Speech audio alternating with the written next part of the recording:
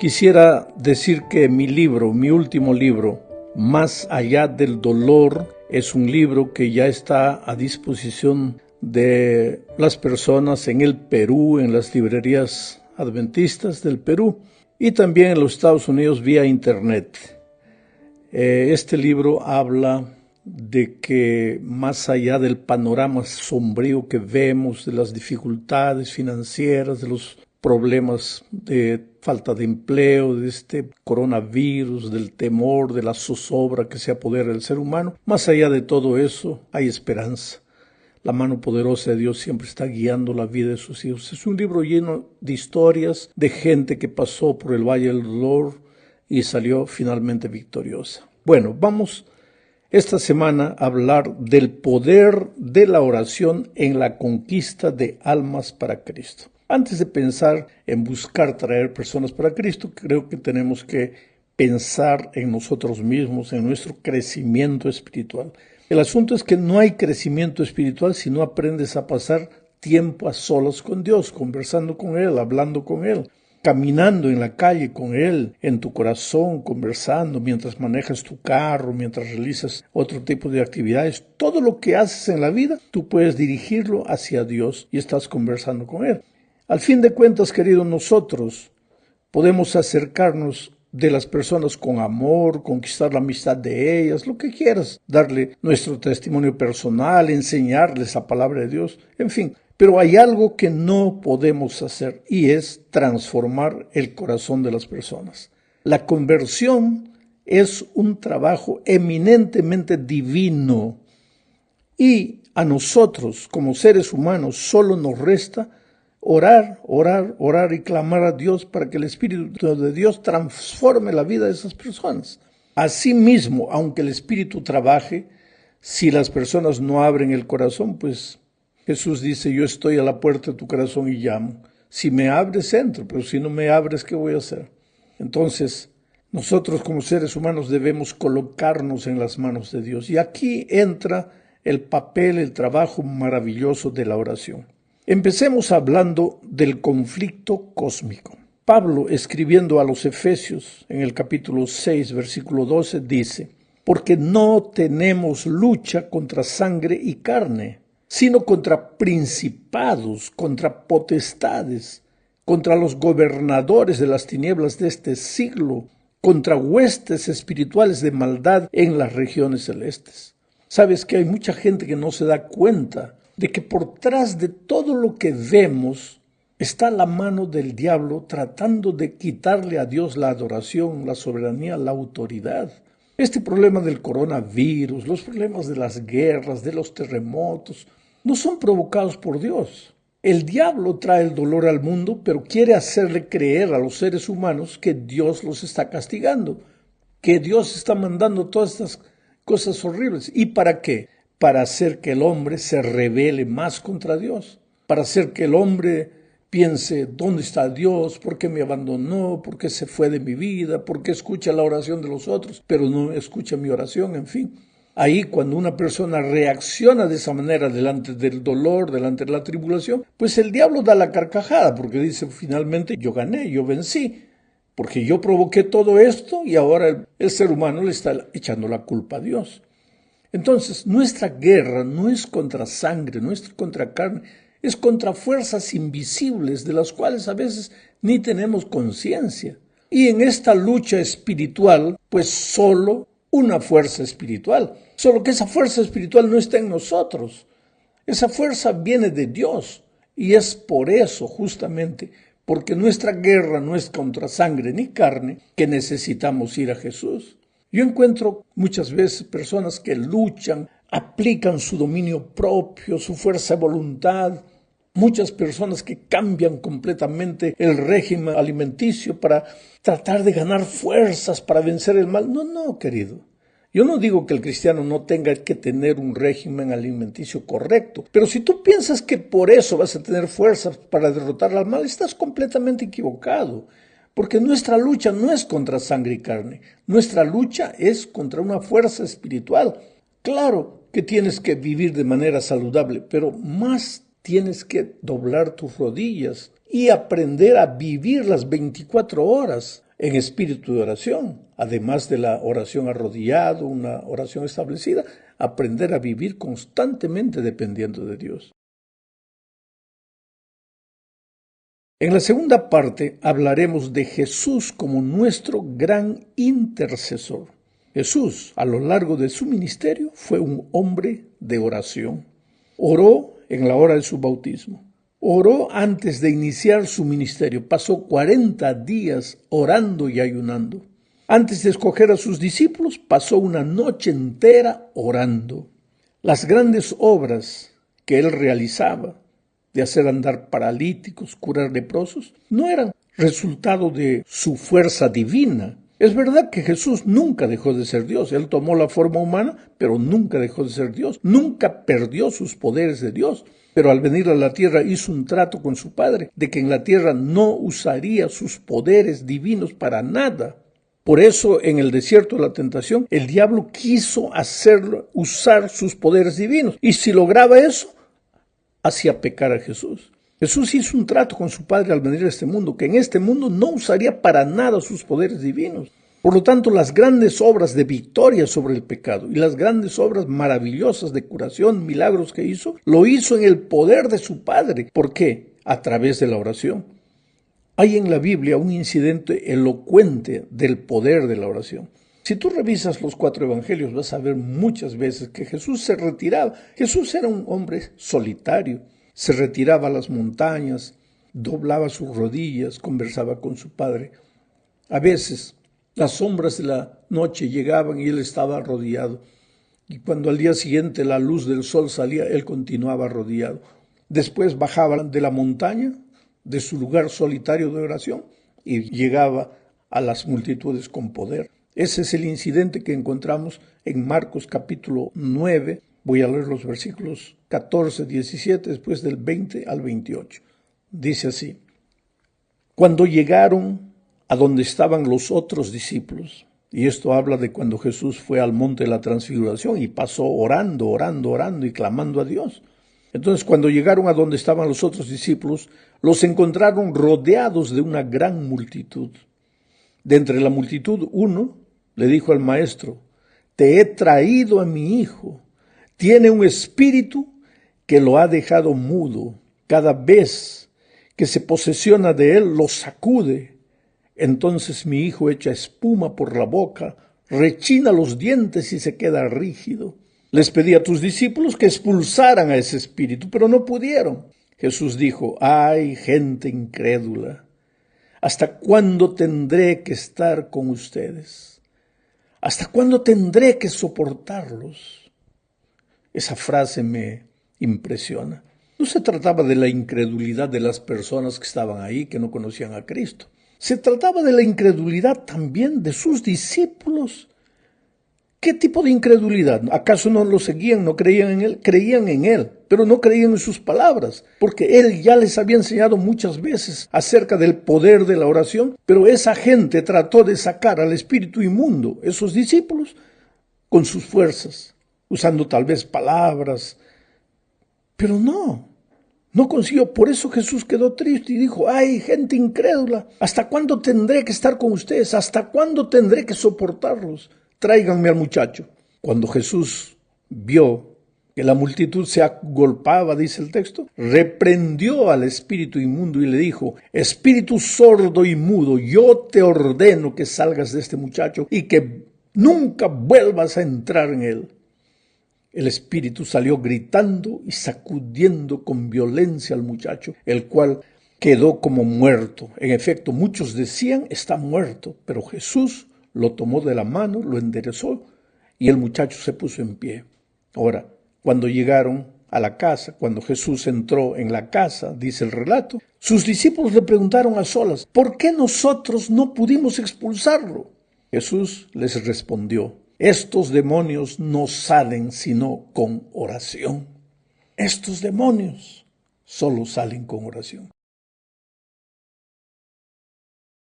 Oh querido, cuando un hijo de Dios se arrodilla, los poderes de las tinieblas tiemblan. A lo largo de mi vida yo he vivido momentos difíciles. Yo estaba en Itapecerica de la Sierra, en San Pablo, en una campaña evangelística. El pastor iba a bautizar a un candidato antes de la predicación y de repente el diablo tomó posesión de aquella mujer. Y la mujer con una fuerza descomunal agarró al pastor y lo sumergió en el agua.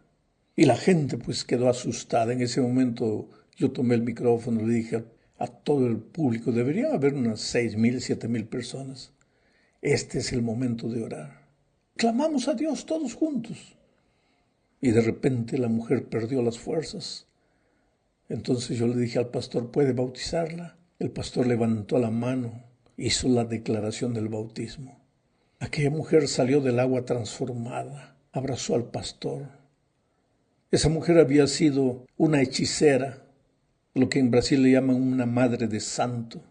Había conocido el evangelio, había renunciado todo y aceptado a Jesucristo, y ahora en la hora de su bautismo el diablo la agarra y la amenaza de muerte. Y 25 días después ella muere en un accidente de tránsito.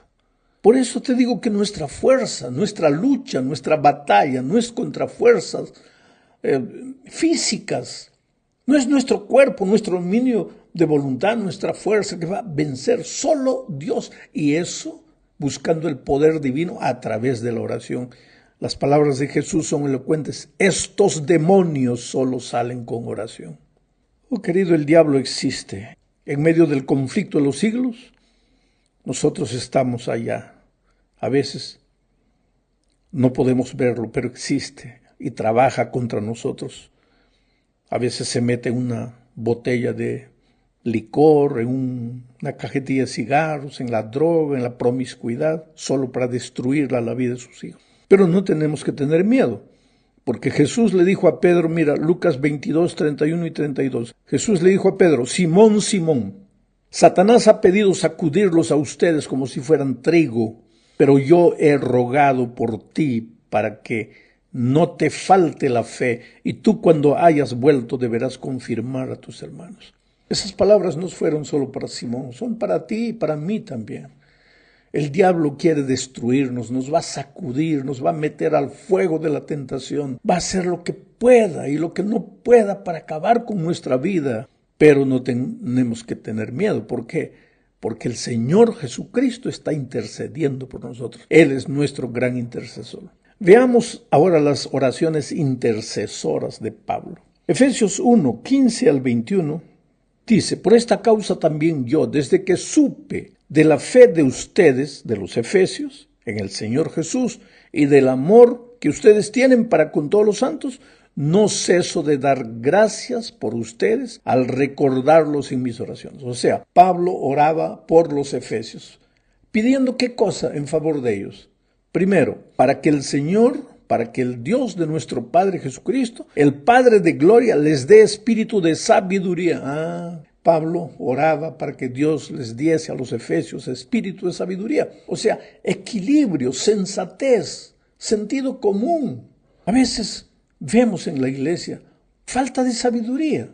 Se toman decisiones completamente inmaduras o se toman posiciones inmaduras. ¿Cómo necesitamos de sabiduría?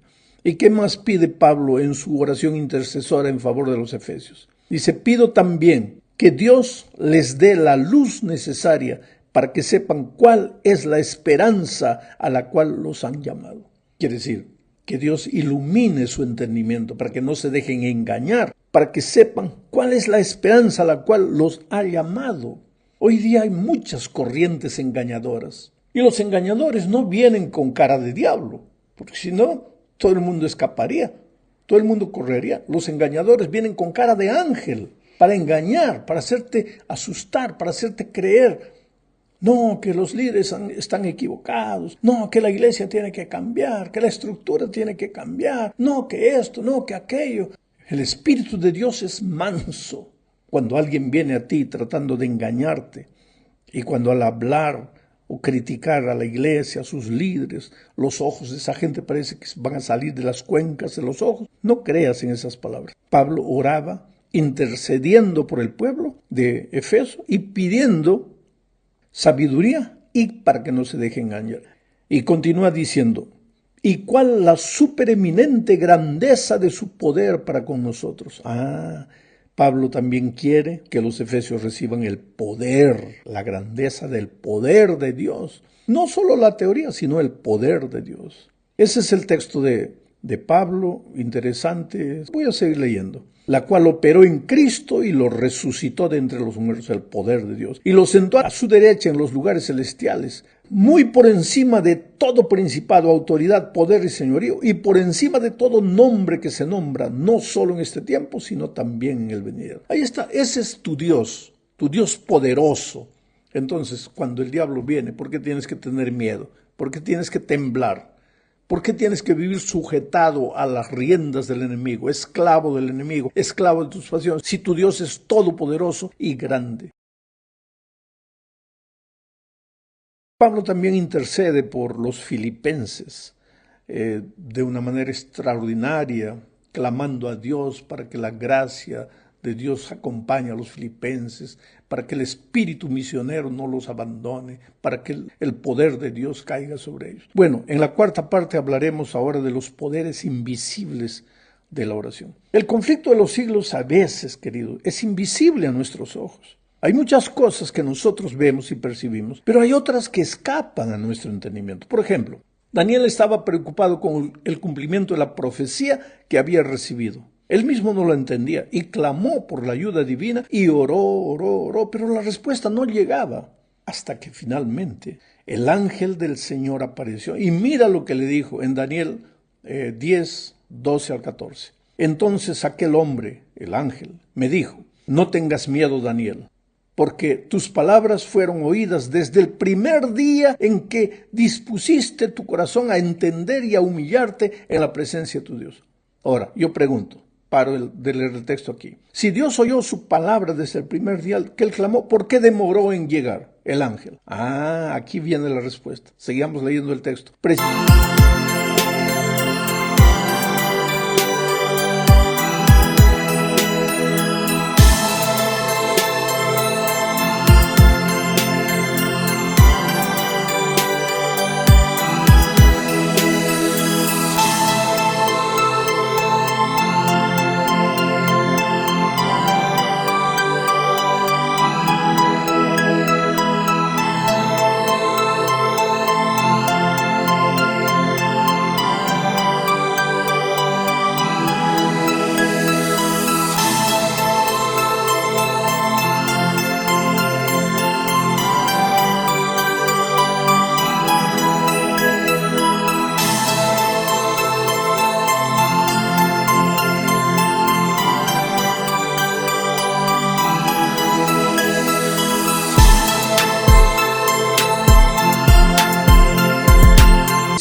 por causa de tus palabras he venido.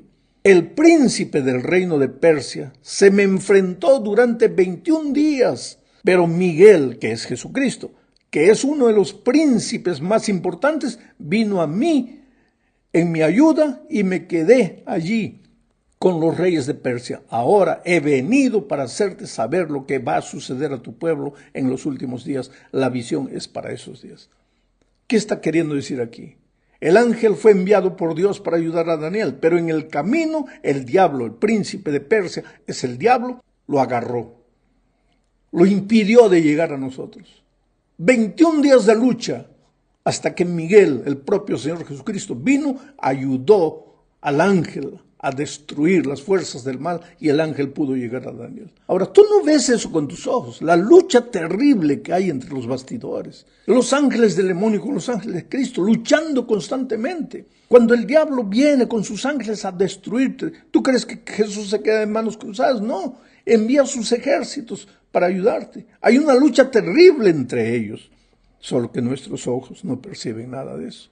Bueno, llegamos al fin de este estudio hablando del foco de la oración. Además de orar por nosotros, querido, debemos aprender a orar por las otras personas, especialmente por los amigos y familiares que deseamos llevar a Jesús. Job 42, versículo 10, dice lo siguiente: y quitó Jehová la aflicción de Job cuando él hubo orado por sus amigos, y aumentó al doble todas las cosas que le habían sido quitadas. ¿Qué pasa? Job perdió todo, el diablo le quitó todo.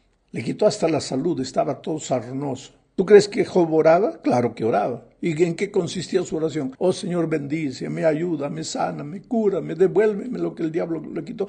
Job era un ser humano, como cualquier ser humano. Muchas veces hasta vaciló. No negó, no perdió la fe, pero vaciló. Suplicó a Dios y nada. No respondía. Parece que Dios no respondía. Pero entonces Job dejó de orar por él y empezó a orar por sus amigos. Y ahora viene el texto y dice, y quitó Jehová la aflicción de Job cuando él hubo orado por sus amigos. O sea, la oración intercesora tiene un poder tremendo. Mientras Job estaba pidiendo su...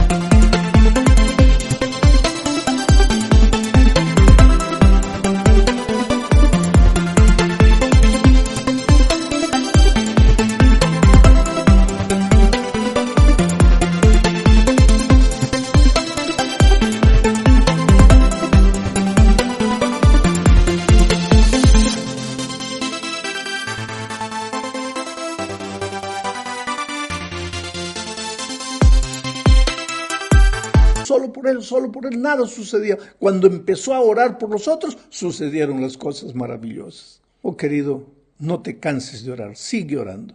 No ores solo por ti, ora especialmente por tantas personas que necesitan de Jesús. Yo conozco historias interesantísimas. Había una pareja que tenía un hijo. El hijo nació en la iglesia, creció, se fue, no quería saber nada de Dios, nada de la iglesia.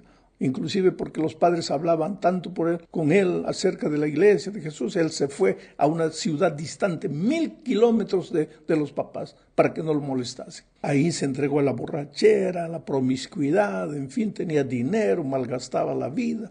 Un sábado a las 11 de la mañana, él estaba en la playa, ahí borracho, medio ebrio, cuando sintió que se moría. Cayó fulminado. Lo llevaron al hospital, en fin, se le había bajado la presión. Esa noche, él llamó a los papás y les dijo todo lo que había sucedido con él. Y ellos preguntaron a qué hora fue.